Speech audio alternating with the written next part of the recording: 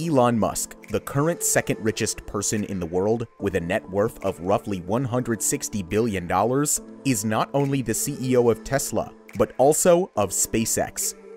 SpaceX was the first privately funded space company to successfully land and reuse its Falcon 9 rockets and send a Tesla Roadster on a journey through our solar system.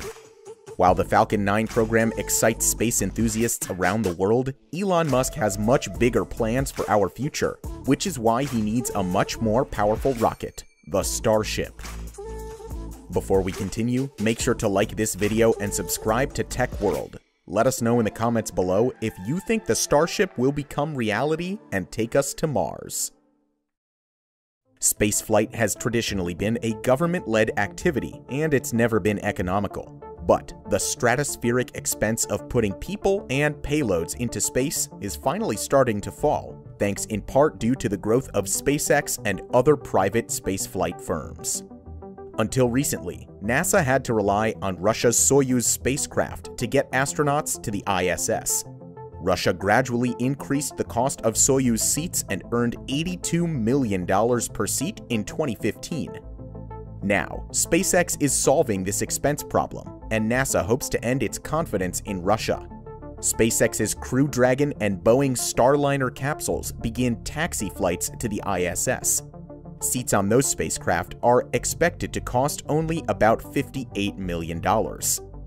But even though SpaceX allows NASA to get to orbit cheaply, Musk's real founding spirit was to make life multiplanetary. This is partially motivated by experiential threats, such as an asteroid collision big enough to wipe out all of humanity. Settling other planets would place some of the eggs in different baskets, sparing human civilization if one of them were to experience a catastrophe. Elon Musk realized that he needs a much larger and cheaper vehicle to accomplish this vision. The idea of the Starship was born, and Musk plans to ferry more than 100 people at a time to the Red Planet. The Starship will be designed to be fully reusable, meaning the principal hardware elements are not discarded in the sea or allowed to burn up, as happens with some other launch systems. They can then be refurbished and flown again, reducing the cost of the whole program. The booster part of the system is called Super Heavy, while the spacecraft part is called Starship. The joint system will stand 120 meters tall and is also referred to as Starship. With its nose cone and landing fins, the stainless steel vehicle seems like the rocket ships from the golden age of science fiction. Towards the middle of the craft are the propellant tanks. These feed liquid methane and liquid oxygen to 6 Raptor engines at the vehicle's rear. This option of fuel is unusual for rocket engines, but methane can generate plenty of thrusts. It's also a sensible choice in the light of Elon Musk's designs on Mars. He says that methane could be synthesized from the Martian subsurface water. For long-haul trips to Mars and back, which could take up to 9 months each way, Musk is looking to install around 40 cabins in the cargo area. The cargo bay would also host common areas, storage space, a gallery, and a sanctuary where people could gather to shield from dangerous solar storms.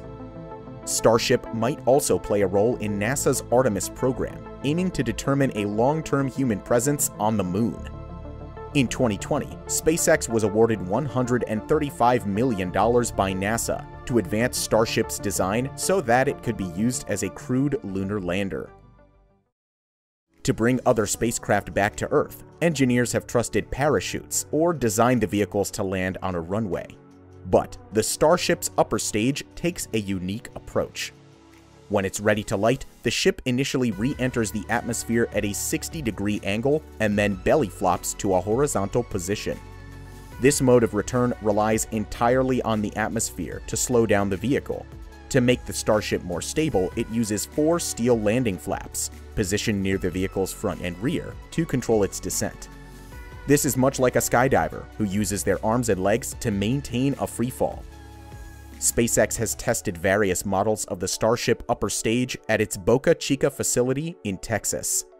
The company started off with a 39-meter-tall test tank called the Starhopper, which bore a passing similarity to a water tower.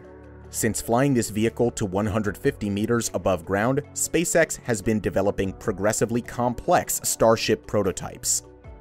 In December 2020, SpaceX launched a prototype named SN8, the first to feature a nose cone and flaps. After reaching an altitude of 12.5 kilometers, SN8 belly flopped back to the Earth, giving SpaceX valuable engineering data about the final part of Starship's return from space. It was almost a textbook flight, but the vehicle approached the landing pad a little too fast and hard, causing it to crumble and explode. As of now, SpaceX has already tested the next prototypes, SN9 and SN10, still trying to stick the landing.